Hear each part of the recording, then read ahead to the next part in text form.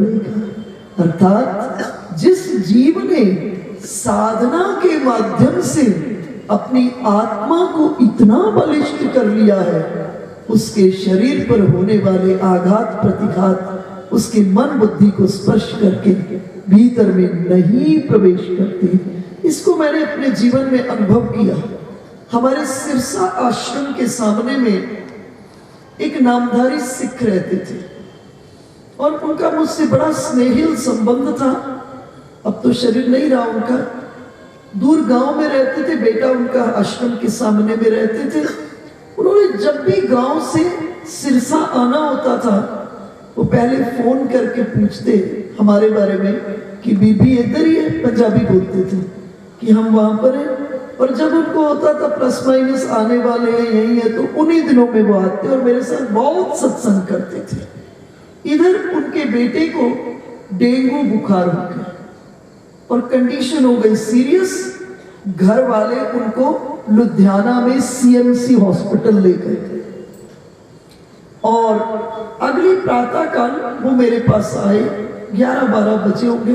बहुत देर तक सत्संग किए। कोई उनके मुख पर मैंने चिंता, किसी प्रकार का कोई भाव नहीं देखा। मुझे ही संकोच हुआ, मैं अपनी बात करती हूँ, मुझे संकोच हुआ। मैंने पूछा, बेटे क्या कोई समाचार आया? उन्होंने नपी तुली एक लाइन में जवाब दिया। पंजाबी में बोले, बीबी ओदी वधी होएगी तो वापस आ जाएगा, उसका जीवन होगा तो वापस लौट आएगा। नपी तुली एक लाइन में जवाब दिया। सत्संग करके लौट गए। वो नहर में स्नान करते थे, नहर चले गए स्नान करने और इधर से 2 बजते बजते घर में चीख पुकार शुरू हो गई। मृत्यु हो गई बेटे की। मेरा नैतिक दायित्व तो बनता था, आश्रम के बिल्कुल सामने था। सांत्वना 2 शब्द भूमिका तो नहीं है सांत्वना की, लेकिन गए हम और जाकर थोड़ी देर घर में जो शेष लोग थे बातचीत हुई। बातचीत करके मैं आश्रम के मेन गेट पर खड़ी थी। वो बाबा जी स्नान करके लौटे और घर बिल्कुल सामने, रोने धोने की आवाज उनको सुन गई, लेकिन अपने घर नहीं गए। वो द्वार पर खड़े होकर बहुत देर तक सत्संग किए और बाद में अंत में कहे कि बीबी जीदा सी वो लेके चला गया, जिसका था वो लेकर के चला गया।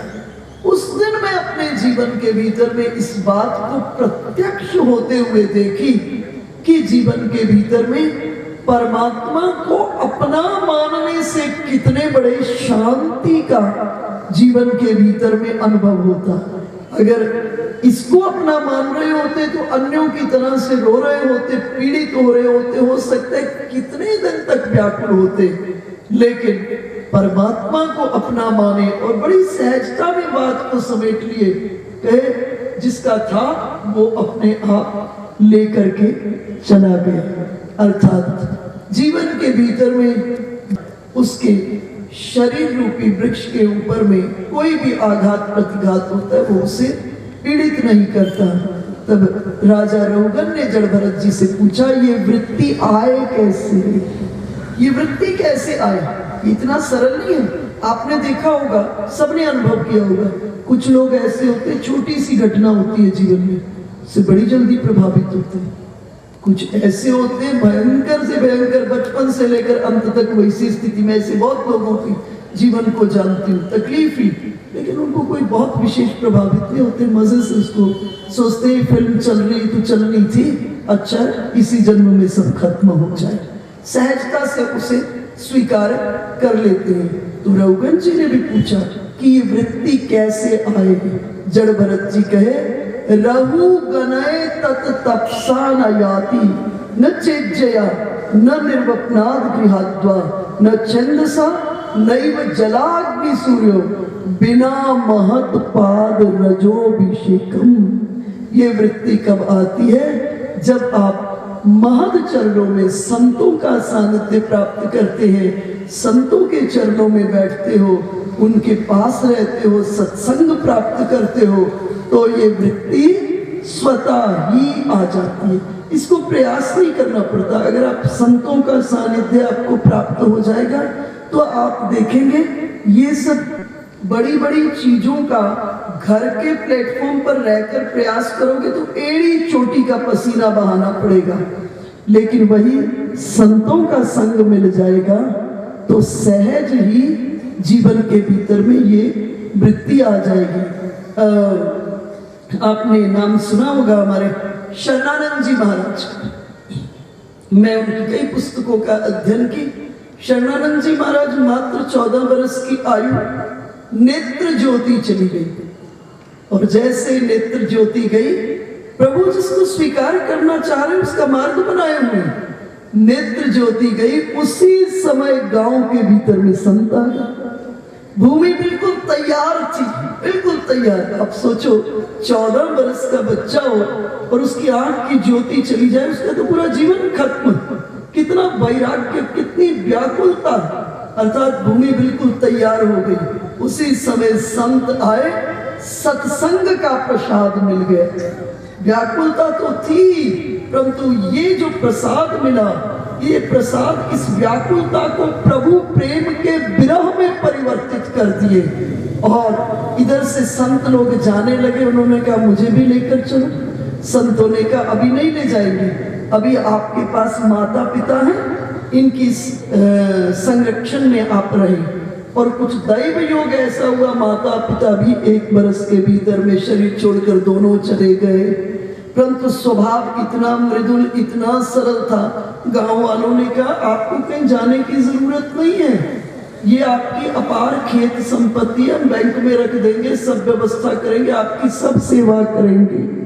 परंतु फिर उसी वक्त संत आगे वही, उसी वक्त आगे शरणानंद जी को कहे जो जैसे वहीं छोड़ दो।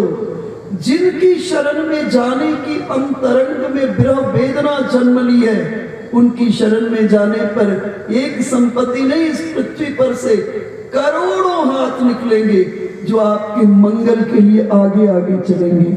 और शरणानंद जी महाराज जब पहाड़ में जाते थे, हमारे नैनीताल अल्मोड़ा साइड पर वो बहुत गए, आंख वाले इतने अच्छे पहाड़ों पर नहीं चल सकते, दौड़े हुए जाते थे और कहते थे मैं प्रिया प्रियतम का फुटबॉल हूं, मैं प्रिया प्रियतम का फुटबॉल हूं। प्रिया जी मुझे एक ठोकर लगाती है, मैं ठाकुर की गोद में पहुंच जाता हूं और ठाकुर उछाल देते हैं, मैं प्रिया जी की गोद में चला जाता हूं और मैं प्रिया प्रियतम का लाडला हूं, प्रिया प्रियतम का लाडला हूं। कभी ठाकुर की गोद में, कभी प्रिया जी की गोद में, कभी प्रिया जी से ठाकुर जी की गोद में, मैं प्रिया प्रियतम का लाडला हूं और जीवन के परम आनंद को। वृंदावन बिहारी लाल की जय। मेरे मन का मन तो दिलदार है। कर्ता अगर अपने को मानता है तो भोक्ता बनना ही पड़ेगा, कोई नहीं बचा सकता। इसलिए क्या करें, कर्ता पने की सीट से हम रिजाइन करते हैं। जब कर्ता पने की सीट से रिजाइन हो जाएगा ना, तो भोक्ता पने की सीट से भी रेजिग्नेशन हो जाएगा। कर्ता की सीट पर किसको बिठा दें, ठाकुर जी को बिठा दें और अपने को क्या बना ले, निमित्त मात्र बना ले। और जब निमित्त मात्र हम बन जाएंगे इस जगत के भीतर में, तो हम कर्तापने के जो मिथ्या अभिमान है उससे मुक्त हो जाएंगे। और जब कर्तापने के मिथ्या अभिमान से मुक्त होंगे तो हम भोक्तापने से भी मुक्त जीवन के भीतर में हो जाएंगे। दूसरा शब्द है स्वर्ग। स्वर्ग का अर्थ होता है स्व जोड़ ग। ग कहते हैं गमन को और स्व कहते हैं निज को। अपने पास जो जीव वापस लौट आता है तो वो कहाँ है, स्वर्ग में है। लेकिन आप कभी भी अपने को ध्यान से देखिएगा, सुबह से शाम तक किसी दिन पूरे दिन अपने को देखिएगा, आप पाएंगे सबसे थोड़ी देर, सबसे कम देर हम अपने पास रहते हैं। किसी दिन सुबह से शाम तक अपने को देखना, तो आप पाओगे सबसे कम देर हम अपने पास रहते हैं। कभी पद में उलझे, कभी मद में उलझे, कभी संबंधियों में उलझे, कभी व्यर्थ में उलझे। विचार कीजिए, जिस घर में हम ही नहीं है तो प्यारे से क्या लाड दुलार करेंगे। तो ये अध्यात्म की यात्रा कहीं जाने की नहीं है, ये कहीं से वापस लौट आने की है। जहां हम उलझ चुके हैं, जहां हम भटक चुके हैं, वहां से हम अपने को समेटें और समेट के अपने पास लौटें। ठाकुर जी कहते मैं रोज तेरे घर में आता हूं, पर तू तो अपने घर में होता ही नहीं। कभी पद में, कभी मद में, कभी संबंधियों में, कभी व्यर्थ में उलझा होता है। जैसे जिन उलझनों में हम उलझे हैं, उनसे अपने को समेट कर आप अपने पास लौटेंगे और भाव में भरकर ठाकुर जी को पुकारेंगे। उसी क्षण, देर नहीं लगेगी, जैसे ही अपने पास लौटेंगे और लौटकर भाव में भरकर ठाकुर जी को पुकारेंगे, उसी क्षण आप देखेंगे ठाकुर जी हृदय के सिंहासन पर विराजमान होंगे। और जहां पर ठाकुर जी है वहीं तो प्रिया जी भी होती हैं, और जहां प्रिया प्रियतम दोनों हैं वही स्थान तो वृंदावन है, वही स्थान तो अयोध्या है, वही स्थान तो कैलाश है। हम इस मन को वृंदावन बनाएं, हम इस मन को अयोध्या बनाएं, इस मन को कैलाश बनाएं। अर्थात हम स्व की ओर गमन करें। जब हम स्व की ओर आते हैं तो हम कहां पर हैं? स्वर्ग में हैं। और जब आप अपने मन के सिंहासन के ऊपर, अपने मन के सिंहासन पर प्रिया और प्रियतम को विराजमान जब हो जाए, तो आप भी जरा सा नीचे बैठ जाना और मन के सिंहासन पर बैठे हुए प्रिया प्रियतम को भाव से भर करके देखना। ठाकुर जी एक हाथ आगे बढ़ा देंगे, आप अपने दूसरे हाथ को बढ़ा देना। वो परमात्मा नर्तक की तरह, आप जीवात्मा को नर्तकी की तरह। ब्रह्म जब नर्तक की तरह होकर जीवात्मा को नर्तकी की तरह से नचाने लग जाता है, तब इसी देह में रास हो जाती है। भगवान की रास कब होती है? जब जीव देहाध्यास के बंधनों से मुक्त होकर अपने को अपने स्वरूप में प्रतिष्ठित करके और उस परब्रह्म परमात्मा के पंच प्राणों के इशारों पर नृत्य करने लगता है, तो इसी देह के भीतर में रास हो जाती है। इसकी विस्तृत चर्चा रास लीला के प्रसंग में करेंगे। इस जगह पर परीक्षित ने सुखदेव जी से प्रश्न किया कि गुरुदेव, क्या कोई ऐसा साधन है जिसको करने से घोर से घोर अपराध खत्म हो जाए? सुखदेव जी कहे, परीक्षित, आप इस प्रश्न को इसलिए कर रहे हैं, अभी भी आपके मन में अपराध बोध है कि आपसे एक अपराध हो गया, आपने ऋषि के गले में सर्प डाल दिया था। इस अपराध बोध के तले अभी भी है। राजन, एक गोदाम के भीतर में असंख्य वर्षों तक रुई को इकट्ठा करो। किसी गोदाम में कई वर्षों तक रुई इकट्ठी करते जाओ, करते जाओ, करते जाओ, और एक दिन अकस्माती अचानक ही माचिस की तीली वहां लग जाए, तो असंख्य वर्षों का इकट्ठा किया गया रुई एक माचिस की तीली लगने से सब भस्म हो जाता है। जिस तरह असंख्य वर्षों का इकट्ठा किया गया रुई एक माचिस की तीली लगने से भस्म हो जाता है, उसी तरह से जीव अपने जीवन के भीतर में कितने मर्जी पाप कर ले, एक भगवान नाम की तीली लग जाए तो सभी पाप ताप संताप एक क्षण में भस्म हो जाएंगे और जीव शुद्धाति शुद्ध हो जाएगा। इस जगह अजामिल नाम के ब्राह्मण की कथा सुनाई। कहे, एक अजामिल नाम का ब्राह्मण है, बहुत बड़ा याज्ञिक है, बहुत बड़ा तपस्वी है, माता पिता की आज्ञा का पालन करने वाला है। एक दिन माता पिता ने समिधा चयन करने के लिए इस अजामिल को वन में भेजा। अजामिल ने समिधा इत्यादि का चयन किया, तभी एक दृश्य को देखा और दृश्य को देखते ही मन पतित हुआ। मन के भीतर में एक शूद्र को एक स्त्री के साथ संलिप्त देखा। जब देखा मन में काम जन्म लिया और अपनी ब्याता पत्नी को छोड़कर इसी के साथ रहने लगा। कालांतर में कुछ संतान भी हो गई। इधर गांव वालों ने अजामिल को गांव से बाहर निकाल दिया, दूसरे गांव में अजामिल रहने लगा। और एक दिन इस गांव के भीतर में साधु संत आए। साधु संतों ने गांव वालों से पूछा कि इस गांव में कोई ब्राह्मण का घर है? गांव वालों ने कहा ब्राह्मण तो रहता है, लेकिन ब्राह्मणों उचित कर्म नहीं करते। साधुओं ने सोचा कुछ तो इसका कल्याण होना चाहिए। साधु पहुंचे इस अजामिल के घर में। अजामिल घर में नहीं था, अजामिल की पत्नी थी। उसको कहा हमको भोजन कराओ। पत्नी ने सबको भोजन कराया। अभी भोजन किए ही थे साधु लोग, इतने में अजामिल आ गया। अजामिल ने कहा मैं चोरी डकैती करके किसी तरह पैसा इकट्ठा करता हूं, तुमने इन महात्माओं को भोजन करा के खत्म कर दिया।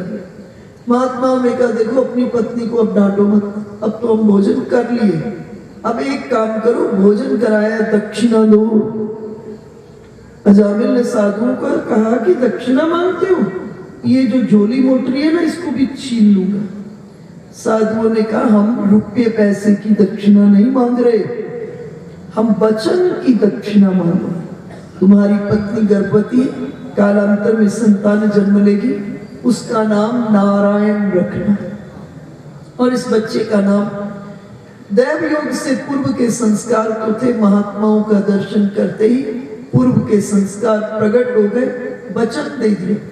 कालांतर में बेटा हुआ, नाम रख दिया नारायण। छोटा बेटा था, दिन में 20 बार 50 बार 100 बार नारायण बेटा नारायण बेटा नारायण बेटा। आप आज से 40 बरस पीछे चले जाइए, घर में जितने बच्चे होते थे उनका नाम भगवान के नाम से होता था। क्योंकि घर के व्यस्त कामकाज के भीतर में अगर माला नहीं भी जपने का समय लगा, अगर बेटी का नाम राधा है, बेटी का नाम लक्ष्मी है, बेटे का नाम कृष्ण है, राघव है, माधव है, बेटे का बुलाना भी हो जाएगा और भगवान नाम की माला भी हो जाएगी। छोटा बेटा था, दिन में 50 बार बेटा को नारायण नारायण पुकारता। इधर शरीर शिथिल हुआ। यमदूत इस अजामिल के प्राणों को लेने के लिए आए, अपने पुत्र को पुकारने लगे नारायण बेटा रक्षा करो रक्षा करो रक्षा करो। अब नारायण बेटा ने तो सुना नहीं, लेकिन प्राणों की संचेतना से श्रीमन नारायण को पुकारे। और जब श्रीमन नारायण को पुकारे, सप्तावरण को भेदते हुए वैकुंठ में विष्णु भगवान के पार्षदों के कर्ण कुहर में नारायण नाम पहुंचा। इतना मधुर आह करा और वेदना से जन्म लिया हुआ नाम। भावावेश में आ गए विष्णु पार्षद और भावावेश में आकर के यमपाश को काट दिया। जैसे यमपाश को काटा, सृष्टि का संतुलन बिगड़ गया। शेष के फन पर जो ब्रह्मांड था वो झूलने लगा, समुद्र खौलने लगा, दिशाएं विकंपित होने लगी, नक्षत्र टूट टूट कर गिरने लगे। और ठीक इसी समय विष्णु भगवान के पार्षद वहां पहुंच गए। यमदूत भी सामने खड़े हुए हैं। यमदूतों ने भगवान के पार्षदों को कहा इस अजामिल ने इतने पाप किए और आपने यमपाश को काट दी। विष्णु भगवान के पार्षदों ने कहा इस राज को अपने मालिक से जाके पूछो। हम तो इतना ही जानते हैं कि जिसके मुख से अंतिम समय में भगवान का नाम निकले और या जिसके कान में कोई संत भगवान के नाम को उड़ेल दे, उसकी नागरिकता ही वैकुंठ की हो जाती है, उसकी सिटीजनशिप ही वैकुंठ की हो जाती है। और इधर से जो यमदूत थे धर्मराज के पास गए और धर्मराज के पास जाकर के यमदूतों ने कहा कि ये हमारा इस्तीफा पकड़ो, इसने कोई ऐसा कर्म नहीं किया जिसके फलस्वरूप यमपाश कट जाता। धर्मराज ने कहा रुको। धर्मराज ध्यान में गए और ध्यान में जाकर क्या देखे, नारायण नाम निकला अजामिल के मुख से धर्मराज के नेत्रों से भी आंसू बहने लगे। कहे पृथ्वी पर भगवान नाम प्रकट हो गया है, भगवान नाम का प्रकाश हो गया है, तुम भी खूब भगवान नाम का उच्चारण करो। इधर से विष्णु भगवान के पार्षदों ने प्रश्न किया कि हमको एक बात बताओ, अजामिल ये जो तुम्हारे मुख से भगवान का नाम निकला, इसके दो फल होते हैं। एक फल तो ये हुआ यमपाश कट गया, अब बताओ दूसरा फल क्या लोगे? अजामिल को अब महात्माओं की कृपा का अनुभव हुआ कि कैसे महात्माओं ने मेरे पुत्र का नाम नारायण रखवाकर मुझ पर कृपा कर दी। और इस जगह अजामिल ने कहा मैं तो जानता नहीं दूसरा क्या फल होता है।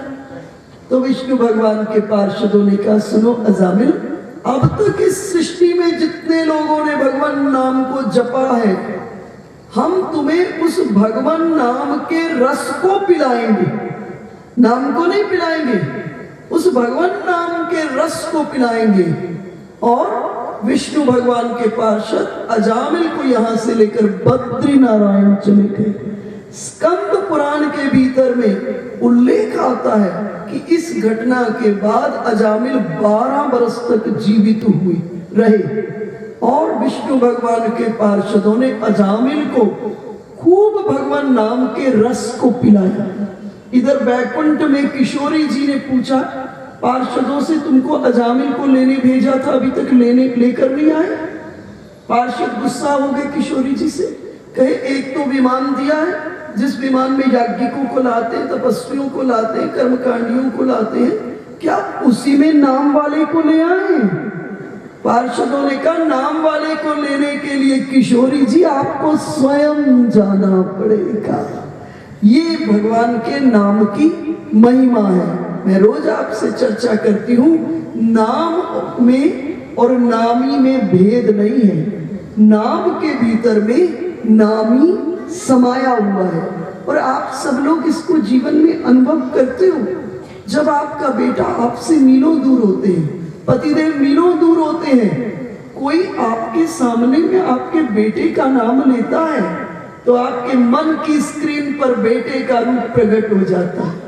ये बात स्पष्ट करता है कि नाम में नामी समाया हुआ है। जैसे बेटे का नाम लेता है कोई सामने में तो बेटे का रूप मन की स्क्रीन पर प्रकट हो जाता है, ठीक इसी तरह से कोई आपके सामने में श्री कृष्ण कहे तो मन की स्क्रीन पर हमारे ठाकुर प्रकट होने चाहिए। माथे पर मोर मुकुट, गले में गुंजावतन वैजयंती की माला, कटी पर पीतांबरी, अधरों पर वेणु धारण किए हुए श्री कृष्ण प्रकट होने चाहिए। देखो नाम ही जीव को ठीक गति तक पहुंचाता है और ठीक गति में चलाता है। नाम के भीतर में ही भगवान की सभी लीलाएं हैं। भगवान का प्राकट्य भी नाम में है और नाम ही जीव का परम आयाम है। नाम ही भगवान का सिद्ध नित्य धाम है और भगवान की जितनी लीलाएं हैं वो सब नाम की महिमा है और भगवान भी नाम के अधीन है। भगवान भी नाम के अधीन है। इसलिए इस नाम को जीवन के भीतर में खूब अच्छी तरह से अपने जीवन में रखिए। आप उस कथा से परिचित हैं जिस समय हनुमान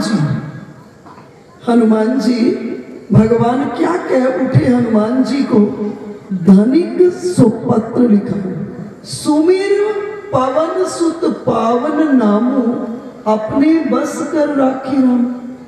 हनुमान जी राम राम का उच्चारण करते करते त्रिभुवन के सर्व सामर्थ ठाकुर हनुमान जी के बस में हो गए और श्री राम क्या बोल उठे, धनिक सुपत्र लिखाओ।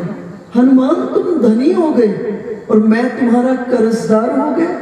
भगवान विचार किए अगर मैं अकेला हनुमान का कर्जदार हो गया तो परिवार में मतभेद हो जाएगा। तो भगवान विचार किए पूरे परिवार को हनुमान का कर्जदार होना चाहिए। तो भगवान चयन किए, सीता जी की खोज के लिए हनुमान जी को भेजे और हनुमान जी सीता जी को मुद्रिका प्रदान किए और सीता जी हनुमान जी की कर्जदार हो गए। भगवान विचार किए हम दो तो हो गए हनुमान के कर्जदार, अब ये तीसरा वन में लक्ष्मण है, इसको भी हनुमान का कर्जदार होना चाहिए। जिस समय लक्ष्मण जी को शक्ति लगी और हनुमान जी संजीवनी बूटी लाए और ला करके लक्ष्मण जी को स्वस्थ की, लक्ष्मण जी भी हनुमान जी के कर्जदार हो गए। भगवान विचार किए हम तीनों वन वाले तो हनुमान के कर्जदार हो गए, लेकिन अभी अयोध्यावासी बचे। अगर अयोध्यावासी हनुमान के कर्जदार नहीं होंगे तो परिवार में मतभेद हो जाएगा। जिस समय भगवान के वनवास के 14 वर्ष की अवधि में एक दिन शेष रह गया था और अवधवासियों का वो एक दिन का एक एक क्षण एक एक युग के समान व्यतीत हो रहा था, उस समय भगवान हनुमान जी को भेजे। हनुमान जी ब्राह्मण के वेश में अवध में आए और भगवान के आगमन का समाचार दिए और सभी के सभी अयोध्यावासी भी हनुमान जी के कर्जदार हो गए। तो नाम की इतनी बड़ी महिमा है, नाम के माध्यम से त्रिभुवन के ठाकुर हमारे बस में हो जाते हैं। आप देखिए महादेव के दरबार का क्या स्थिति है।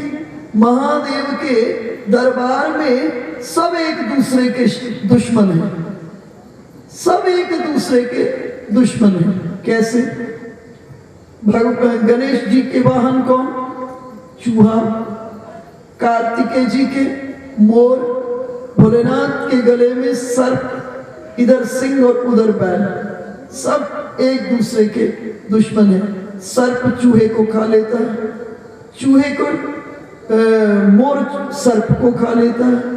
बैल और सिंह के भीतर में भयंकर दुश्मनी है, लेकिन नाम प्रताप शंभु अविनाशी, साज अमंगल मंगल राशि। ये नाम का प्रताप है। नाम ने ऐसे प्रमाणों को जन्म दे दिया है जिससे उन सब के भीतर की हिंसक वृत्ति खत्म हो गई।